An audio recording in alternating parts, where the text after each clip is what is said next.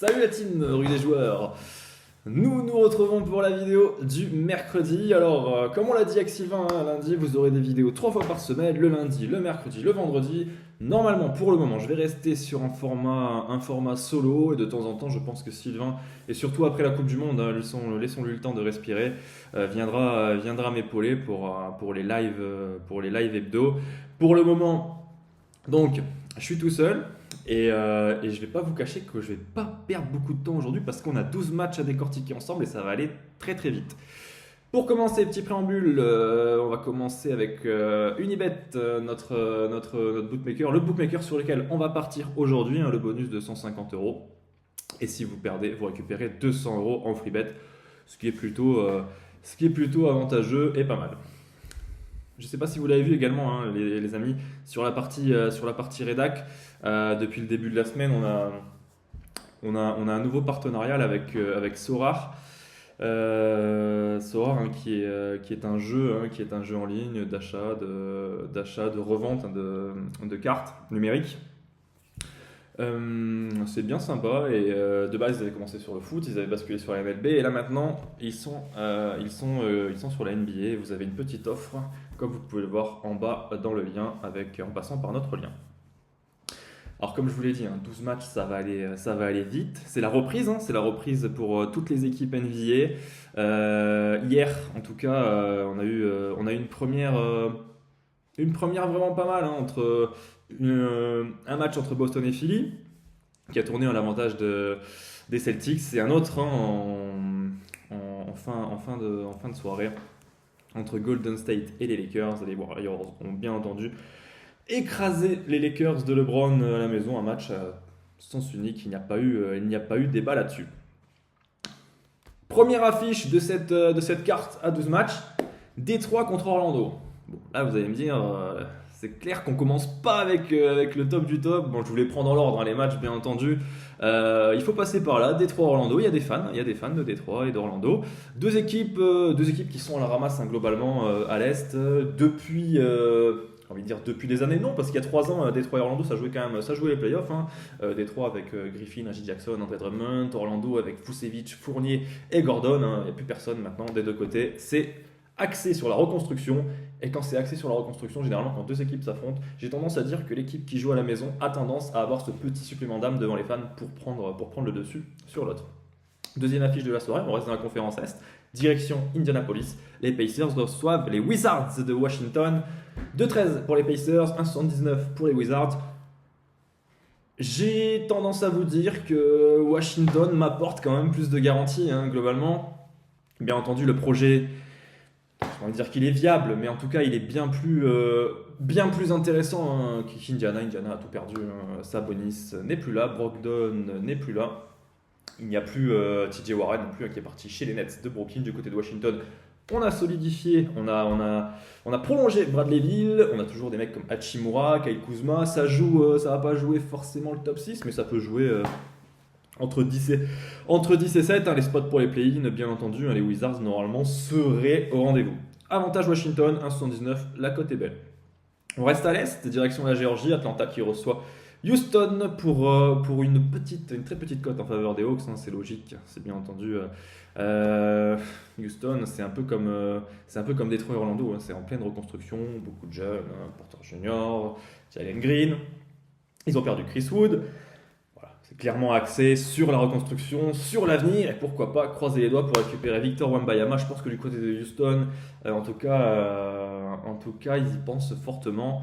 Je pense qu'il n'y aura pas de suspense dans cette rencontre. Et dans la mesure où la cote est très petite pour Atlanta, je suis parti sur les 25 points ou plus de Trae Young. 25 points ou plus, c'est bien moins que la moyenne de Trae Young l'année dernière, qui tournait, je crois, à 26-27 points de moyenne par match, et qui là va jouer face à une défense cataclysmique. Je pense qu'il va faire la différence dans un match probablement très offensif et qui devrait tourner en faveur d'Atlanta très rapidement. Brooklyn, New Orleans, 4e affiche de la soirée. J'ai de confiance ce soir. Celle-ci en fait partie. En tout cas, moi, je pense que Brooklyn devrait quand même remporter ce match dans la Barclays Center, la formation de l'arrondissement de New York. a ses chances cette année. Avec Boston, c'est les favoris pour terminer, pour remporter la conférence Est. Contrairement aux années précédentes, Brooklyn, Irving et Durant, ça fait 4 ans qu'ils sont là, ils ont toujours eu des problèmes. Jamais les deux ont commencé ensemble. Et là, cette fois-ci, c'est le cas. Irving, Durant et en plus Ben Simmons qui revient en forme. Avec tout le roster qui est à côté, je pense que ça va le faire. À noter cependant les absences de Seth Curry et Joe Harris du côté de New Orleans. Ça devrait jouer les contenders à l'ouest, mais je pense que cette équipe est un peu trop juste pour rivaliser avec des Nets bien plus expérimentés. Memphis, New York, par la suite, on prend la direction de la conférence ouest. Memphis à 1,49. Il y a un petit piège là-dedans, vous allez le voir. Memphis était coté à 1,25 il y a pas si longtemps. Il y a même une semaine au moment où j'ai fait les pronostics. Et finalement, petit problème qui vient se rajouter à Memphis. Dillon Brooks ne sera pas là. 80% de chance pour qu'il ne soit pas là. Normalement, il va louper la rencontre. C'est également le cas de Jaren Jackson Jr. dans le secteur intérieur des Grizzlies. Deux pertes colossales. Je veux dire, si on hiérarchise un peu les meilleurs joueurs de Memphis, bien entendu, on est sur 2 des 3 meilleurs joueurs. Ça dépend où on place Desmond Bane, avec Ja Morant en tête, bien entendu. J'ai un peu peur, je toucherai pas ce match. Honnêtement, 1,49 pour Memphis, moi, si je dois donner mon avis, je prends. Mais pour être honnête, je prends pas. Trop d'absence, c'est un premier match. New York va vouloir montrer, mine de rien, New York, on peut en penser ce qu'on veut, on peut les critiquer. On va dire qu'ils se sont quand même légèrement renforcés. Cet été, beaucoup l'ont critiqué. L'arrivée de Jalen Brunson comme la figure de proue, limite du projet, 104 millions sur 4 ans. Alors que c'est un joueur, c'est plutôt un second couteau. Mais bon, à voir ce que ça va donner. Mais en tout cas, pour ma part, moi, je vous conseille de ne pas le toucher, celui-ci, si vous pouvez faire abstraction. Comme ce Miami-Chicago. Alors, Miami-Chicago, là, je vais vous prendre à contre-pied. Si vous avez regardé la partie rédac, je suis parti sur Chicago. Alors, on ne change pas nos pronos, faut le savoir, je ne peux pas changer en cours. Normal, j'ai pris la décision il y a une semaine de partir sur Chicago. On part sur Chicago. Mais par contre, pour la vidéo, je suis obligé de vous dire que voilà, Zach LaVine n'est pas là, ce qui change considérablement le prono. On est passé d'une cote à 2,70 pour Chicago à 3,35. À 3,35, on est quasiment dans l'impossible. Et c'est tout à fait logique. Il n'y a pas le roster adéquat pour les Bulls, pour rivaliser avec Miami. Sans Zach LaVine, moi en tout cas, je n'y crois plus. J'aurais tendance à partir sur Miami. On arrive à la moitié de cette carte. Toronto qui affronte Cleveland, direction le Canada. 1,74 pour les Raptors. On est sur du 2,20 pour Cleveland. Moi, c'est l'une de mes confiances de la soirée. Je pars sur Cleveland. Alors pourquoi ? C'est très simple. Toronto, je suis très simple. On est comme ça avec Toronto. Avec Cleveland, on est comme ça. Toronto, depuis le titre en 2019, ça ne cesse de couler. On perd Siakam, on perd Gasol, on perd Ibaka, on perd Laurie, on perd plus ou moins le 5 de départ. Maintenant, on compte sur Siakam et Van Vliet. La franchise ne se renforce pas plus que ça.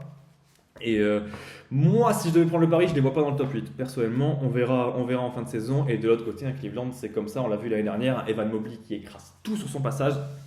Le pivot sophomore cette année des Cavaliers. Et en plus de ça, vous l'avez probablement suivi, le renfort de Donovan Mitchell qui devrait fortement renforcer cette équipe de Cleveland.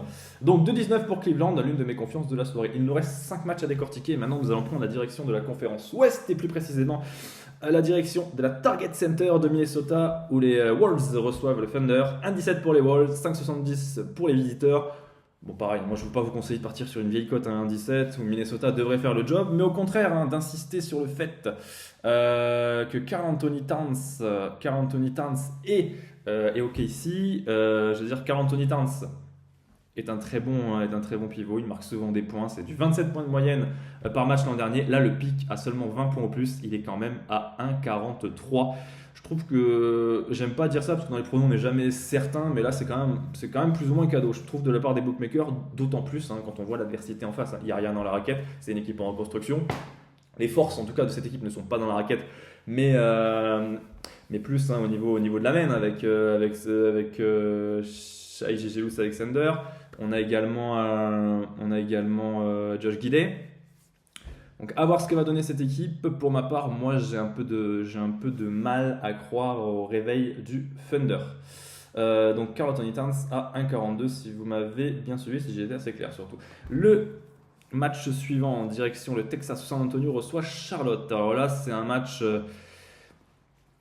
Un match compliqué à analyser, difficile à comprendre, hein, parce que San Antonio est en pleine reconstruction, elle n'a plus rien à jouer, cette franchise des Spurs cette année. Honnêtement, je pense que la 15e place devrait lui être décernée avant le début de la saison, hein. Ça va pas faire grand-chose, ça va pas faire un pilier cette année San Antonio. Ils ont perdu Dejounte Murray, alors déjà qu'elle a été fébrile cette équipe, mais là voilà, là c'est totale reconstruction. Je pense qu'ils vont tanker, mais ils vont même tanker, je pense, fin novembre, ça va pas tarder, hein. Ils vont pas se donner les moyens de faire plus que ça. Ils savent très bien qu'ils n'ont pas l'effectif pour. Charlotte de son côté veut jouer les playoffs, donc on va se rattacher à cette envie, même si les problèmes extrasportifs sont très nombreux chez les Charlotte Hornets.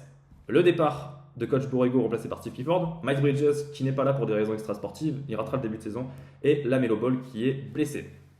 Donc victoire quand même de Charlotte qui pour moi est supérieur. Il y a quand même cet espoir on va quand même miser sur des mecs comme Terry Rozier, PG Washington, il y a du Kelly Oubre Jr., ça devrait pouvoir le faire. Utah contre Denver, on prend un peu de hauteur pour se diriger du côté de Salt Lake City, chez les Mormons. Alors là, je pense que si quelqu'un n'a pas du tout suivi la NBA pendant 6 mois, s'il a été complètement déconnecté des réseaux et qu'il voit cette cote avec effectif au complet, Utah 365, Denver à 1,32, il ne doit plus rien y comprendre. Alors l'explication est simple, hein. Utah a tout perdu, Mitchell, Gobert. Il n'y a plus l'ossature qu'il y avait dans cette équipe et on sent très clairement qu'ils sont partis sur une base de reconstruction importante face à des Nuggets qui eux vont retrouver Jamal Murray, Michael Porter Jr. en pleine forme. La cote de 1,33 pour Denver est pleinement justifiée. Il ne devrait pas y avoir trop de surprises dans cette rencontre entre les deux équipes. Phoenix contre Dallas, l'avant-dernière rencontre de cette soirée. Alors Phoenix contre Dallas, c'est le dernier match disputé par les Suns l'année dernière. Vous vous souvenez probablement, demi-finale de conférence Ouest, les Suns ont rendu les armes contre Dallas. Ce match aura des allures de revanche. Moi je vois Phoenix avec l'envie tout simplement de prendre sa revanche avec une belle petite cote, un effectif plus ou moins complet. Attention, Jake Crowder n'est pas là, mais bon, il ne joue pas non plus. Il jouait un rôle important, mais bon, c'est pas non plus un Booker, un Chris Paul ou un DeAndre Ayton. DeAndre Ayton qui a d'ailleurs quelques différends avec Monty Williams, ça s'est sorti dans la presse. Il y a beaucoup. Ça a bougé pas mal du côté de Phoenix, plus dans le négatif, et surtout du côté extra-sportif. La pré-saison n'a pas été terrible. À voir ce que ça donne, mais je pense qu'à la maison, dans la Talking Crescent Arena, ça devrait le faire tous les jours contre des Mavs qui, eux, comptent toujours exclusivement sur les performances de Luka Doncic. Dernier match de la soirée, j'ai envie de dire, et pas des moindres, c'est sûr que l'affiche n'est pas rêvée. Sacramento contre Portland. C'est les cotes qui sont intéressantes ici. Sacramento à 1,81, Portland à 2,10. Alors on va commencer avec Sacramento, pareil qu'avec Cleveland l'année dernière, ça part quand même sur la pente ascendante, même si on ne peut pas faire comme avec Cleveland, on ne peut pas aller jusqu'en haut, on va dire qu'avec Sacramento, ça tend quand même vers le haut avec le recrutement bien entendu, vous l'avez suivi, de Sabonis l'année dernière. Le pivot lituanien va apporter toute son expérience chez les Kings et il va renforcer un secteur intérieur bien faible. En plus de ça, il y a toujours des mecs comme D-Fog, donc certes ils ont perdu Tyrese Haliburton, ils ont perdu Buddy Hield, mais je pense que ça devrait le faire face à une équipe de Portland qui est clairement sur la pente descendante avec les départs de CJ McCollum au mois de février dernier, le départ de Norman Powell. Elle s'est fortement amoindrie et Sacramento devrait en profiter à la maison. Sacramento qui est auteur d'une très belle pré-saison, il faut le souligner.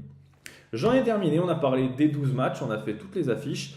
Et je vous souhaite bonne chance. Pour rappel, mes confiances, ça va être Brooklyn à la maison et Cleveland en déplacement. Je vous souhaite beaucoup de chance. Soyez nombreux à regarder la NBA. Et je vous dis à vendredi les amis. Ciao ciao.